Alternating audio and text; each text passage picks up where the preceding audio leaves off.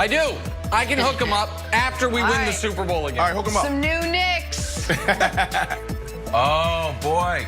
Mark Berman talking about Chris Paul and Melo coming to New York. Now, this is not, you know, the biggest surprise in the world because Leon Rose used to run CAA basketball and Chris Paul and Melo were his two big clients. But look, there's a lot of pushback. Like, oh, no, we don't want old veterans. Like, why? Why don't you want old veterans? You don't want to win? Chris Paul did 17-5-7. Melo, last time you saw him, was in the playoffs and belongs back in New York. Here's the other thing to know, Nick, and I know this is like, it's the same thing. We're signing old guys. Doesn't matter. The Durant-Kyrie Irving factor is real in taking New York's attention away from the Knicks. The fact that the Knicks got booted off the Christmas Day game for the first time in years, I think is that really bad. It's not only bad for the Knicks brass, it's bad for the league in general. New York needs to be relevant, and this is the way to get it done. It's true, Brandon. Okay. Kevin, it's hard, you know. From cats to kings, Nick. Cats to kings. Oh, LeBron James, the conversation starting to shift to LeBron's legacy with the Lakers, just one win away from the title. But, you know, if there is a blemish on LeBron's resume, it would be that 2011 finals run with the Heat when Miami came in as favorites against the Mavericks and lost. Well, Mavericks owner Mark Cuban chimed in on how much different LeBron is today than he was back in 2011. Take a listen. LeBron James gets a lot of criticism for that series in particular. And I want to ask you, what is the difference that you see in him then in that series and then in him now? Because if you had to just compare certain differences, what are some of the differences that you see? Yeah.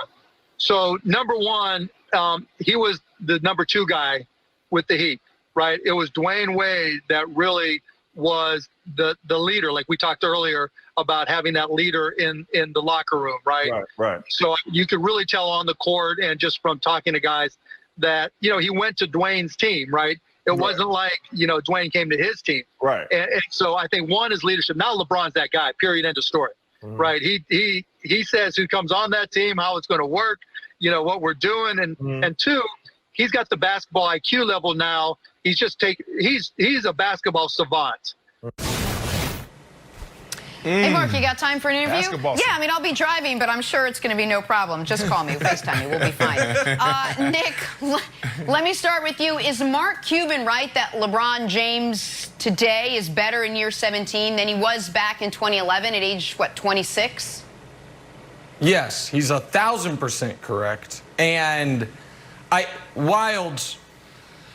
considering, they need to win tomorrow, and he needs to win Finals MVP. But I'm considering unveiling a brand new take, and I think it's going to strike many of you as overzealous, but I think there's evidence to back it up, and that is So here's the thing.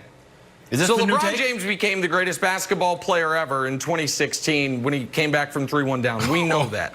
So now it's like, what can he do? What can be greater than greatest? What can be greater than greatest? I posit that if LeBron James' career started in 2012 and you just erased the first 8 years, the 2 MVPs, the 2 finals appearances, all the points, all of it, if it was 2012 to now, he would still be the greatest player of all time.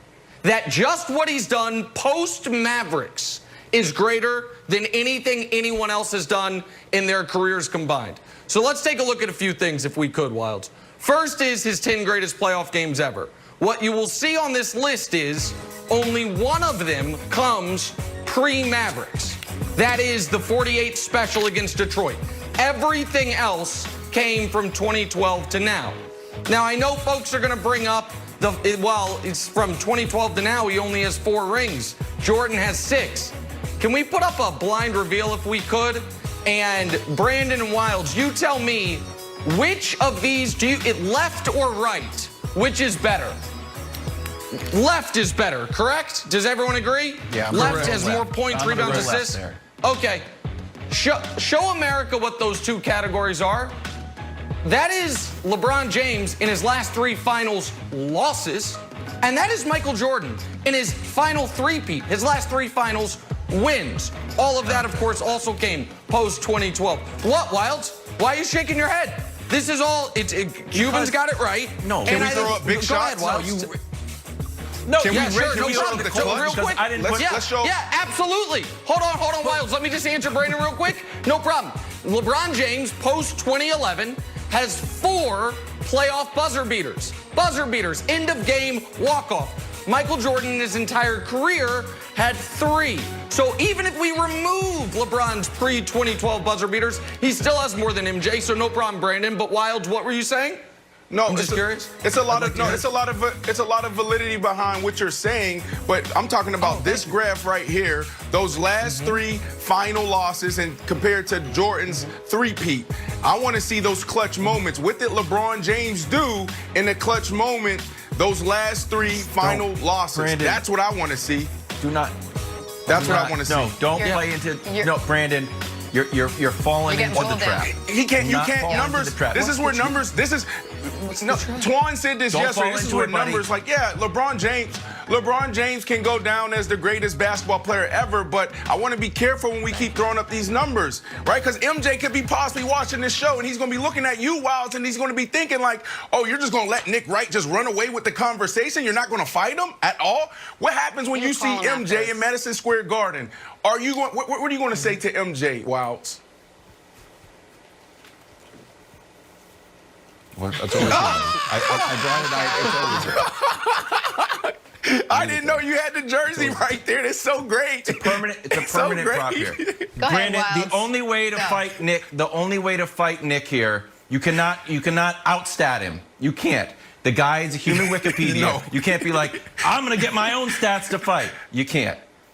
You just have to say, Nick, I refuse to engage in a debate about Jordan's losses, about LeBron's losses versus Jordan's wins. There's one stat. It's 3 wins versus 3 losses. Having a debate whether those things are equal is, I'm not having it. I refuse.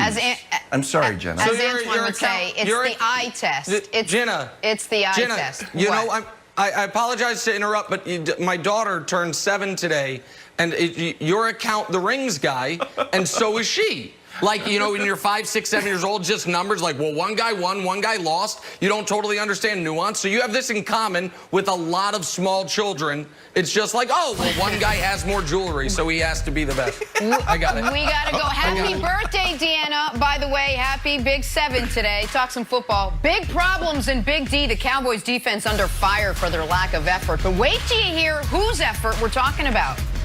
Next, first things first.